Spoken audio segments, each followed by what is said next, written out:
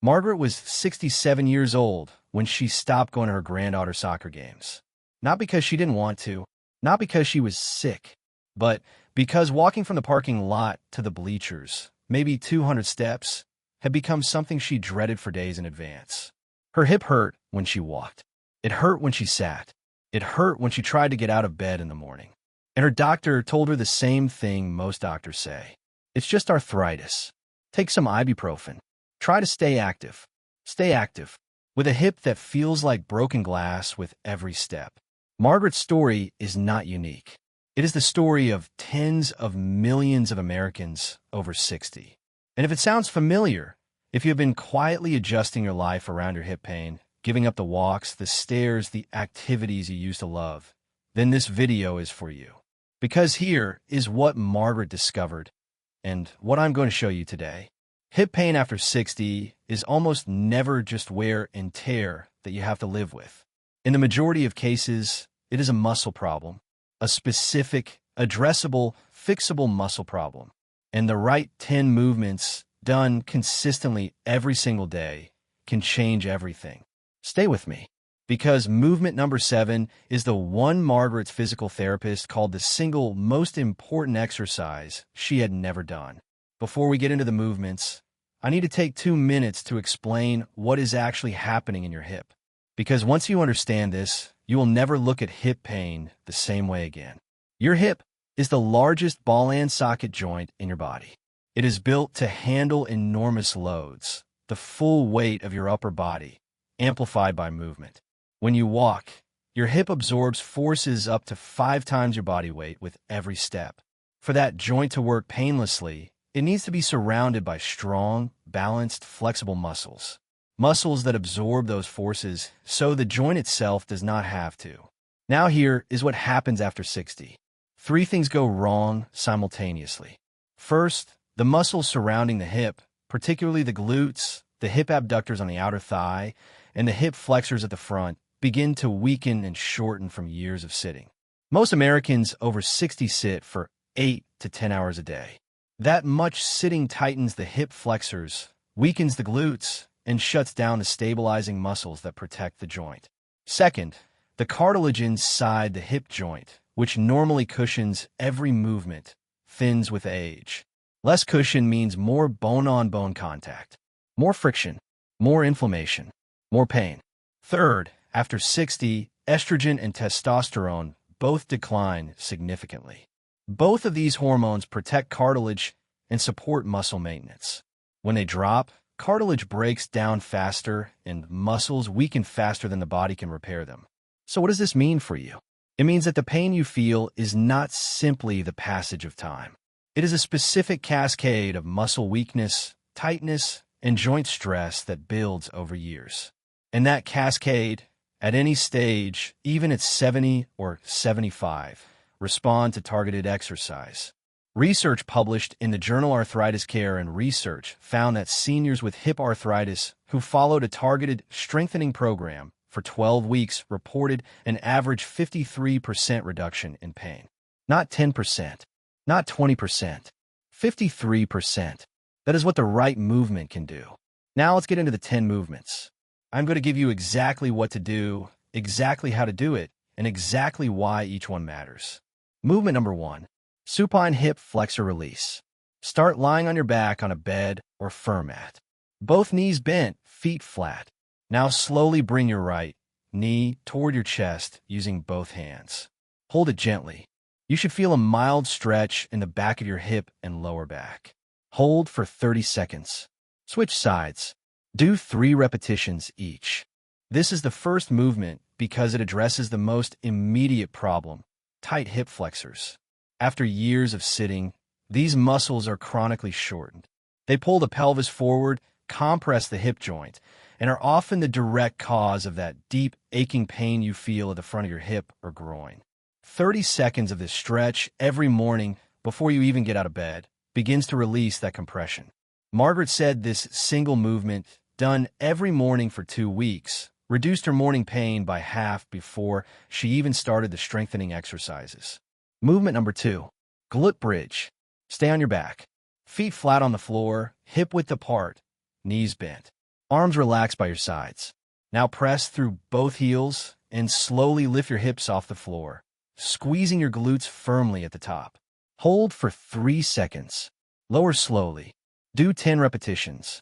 Your gluteus maximus, the large muscle of your buttock, is the primary protector of your hip joint. When it is strong, it absorbs the forces of walking, climbing stairs, and standing up from a chair.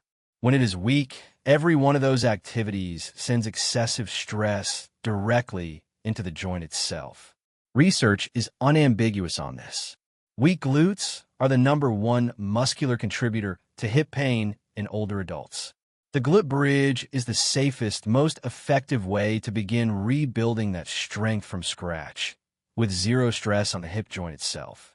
If 10 repetitions is too difficult, start with 5. If lifting both feet is uncomfortable, just press your heels into the floor and squeeze your glutes without lifting. Progress comes from consistency, not from pushing through pain. Movement number 3, clamshell exercise. Lie on your side, your right side first. Both knees bent at about 45 degrees, hips stacked. Keep your feet together. Now slowly lift your right knee toward the ceiling, like a clamshell opening, while keeping your feet together and your pelvis stable. Hold at the top for 2 seconds. Lower slowly. Do 12 repetitions. Then switch sides. The clamshell targets your hip abductors, the muscles on the outer hip and thigh. These muscles are responsible for sideways stability. Every time you take a step, these muscles fire to keep your pelvis level. When they are weak, your pelvis drops to one side with every step, creating a grinding, uneven load on your hip joint that causes pain and accelerates cartilage breakdown. Physical therapists call this the Trendelenburg pattern, and it is extremely common in seniors with hip pain. The clamshell is the exercise that directly corrects it. Movement number 4, side-lying leg raise. Stay on your side. This time, keep your bottom leg slightly bent for stability and your top leg straight. Slowly lift your top leg to about 30 degrees, no higher. Hold for 2 seconds. Lower slowly. Do 10 repetitions. Switch sides.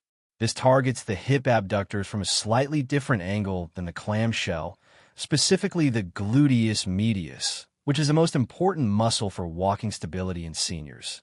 Studies show that seniors with strong gluteus medius muscles walk more efficiently, experience less hip and knee pain, and have dramatically lower fall risk. Keep the movement slow and controlled. You should feel the work on the outer hip, not the lower back. If you feel it in your back, reduce the range of motion. Movement number 5, standing hip abduction. Now we move to standing. Hold the back of a sturdy chair for support. Stand tight. Slowly lift your right leg straight out to the side, about 12 inches. Keep your toes pointing forward, not upward. Hold for 2 seconds. Lower slowly. Do 12 repetitions. Switch sides. This movement builds the same hip abductor muscles as the previous 2, but now in a weight-bearing position. This matters because the hip abductors ultimately need to work while you're standing and moving. Progressing from lying down to standing makes the muscles stronger in the positions you actually use them. Margaret told me that after 3 weeks of doing this movement daily, she noticed something unexpected. She was not just in less pain.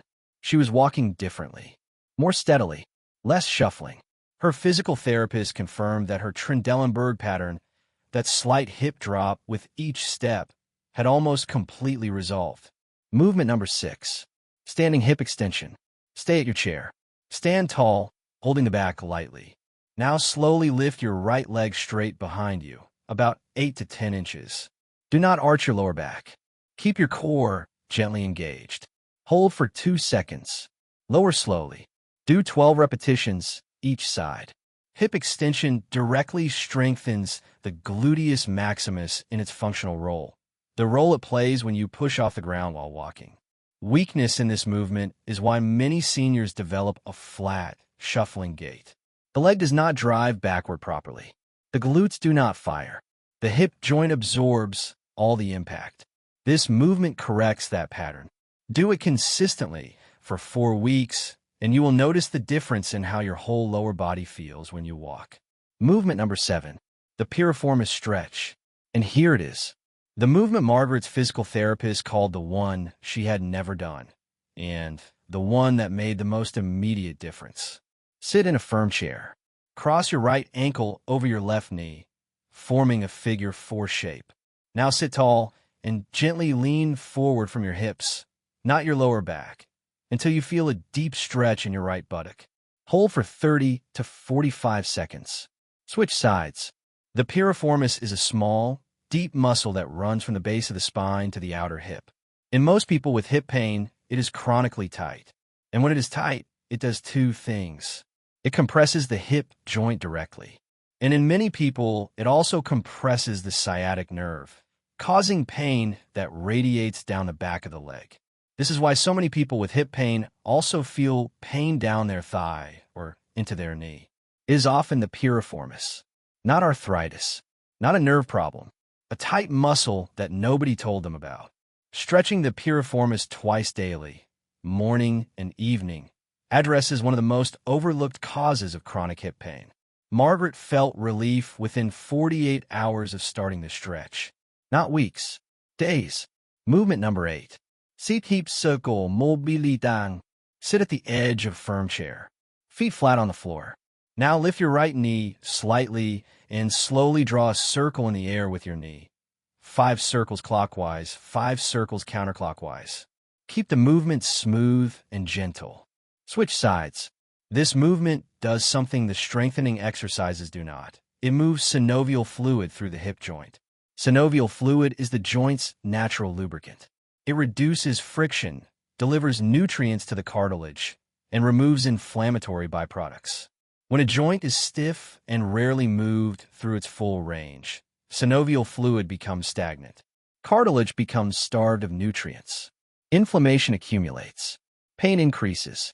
Gentle circular mobilization is like squeezing a sponge. It flushes out the old fluid and draws in the new. Physical therapists use this technique in every hip pain treatment session, done daily at home. It reduces morning stiffness and helps maintain the range of motion that prevents the joint from seizing up further. Movement number 9. Mini squat with chair. Stand behind your chair, holding the back lightly. Feet hip-width apart. Now slowly bend both knees to about 20 to 30 degrees. A small, controlled squat. Hold for 3 seconds, then slowly straighten. Do 10 repetitions. The mini squat is the functional exercise. It trains the glutes, quadriceps, and hip stabilizers together in the exact movement pattern used when you sit down, stand up, or walk downstairs. And it does so with minimal stress on the hip joint itself, because the range of motion is small and the movement is controlled. As your strength improves over weeks, you can gradually deepen the squat. But start small. The goal is to feel the muscles working, not to achieve a perfect squat. If you feel any sharp pain in the hip, reduce the depth immediately. Movement number 10. The daily hip reset, lying figure 4 stretch. End every session with this. Lie on your back, knees bent. Cross your right ankle over your left knee. The same figure 4 position as movement 7, but now lying down. Gently pull your left knee toward your chest, bringing both legs toward you together, until you feel a deep stretch in your right hip and outer buttock. Hold for 45 seconds. Switch sides. This is your daily reset. After all the strengthening work, after all the forces your hip has handled throughout the day, this stretch decompresses the joint, releases the glutes and piriformis, and allows the hip to recover properly. Think of it like this. Every night before bed, you're giving your hip permission to let go, to release the tension it has been holding all day, to recover for tomorrow. Margaret does this lying on her bed every single night. She says it is the last thing she does before she goes to sleep. And it is the reason she believes that she wakes up with so much less pain than she used to. Now let me put this all together for you. 10 movements. Supine hip flexor release. Glute bridge. Clamshell. Side-lying leg raise. Standing hip abduction. Standing hip extension. Piriformis stretch. Seated hip circle mobilization. Mini squat. And a lying figure 4 stretch. Done together, this routine takes approximately 15 to 20 minutes. But here is the critical thing. You do not need to do all 10 every single day, especially in the beginning. Start with 5 of them, the ones that feel most accessible to you. Build up to all 10 over 2 to 3 weeks. What does not change is the consistency. Every single day, not when you feel like it. Every day. Research consistently shows that the difference between people who recover from hip pain and people who continue to suffer is not the specific exercises they do. It is whether they do them consistently. 6 days a week, the body adapts and improves. 2 days a week, it stays exactly where it is. One more thing before we finish, and this one is important. If your hip pain is severe, if it wakes you up at night, if you have had a recent fall, if you're walking with a significant limp, or if you have been told you have severe hip arthritis or a labral tear, please see a physical therapist before starting this routine. A physical therapist will assess the specific cause of your hip pain, identify any movements that might not be appropriate for your situation, and create a personalized program. This service is covered by Medicare for most seniors.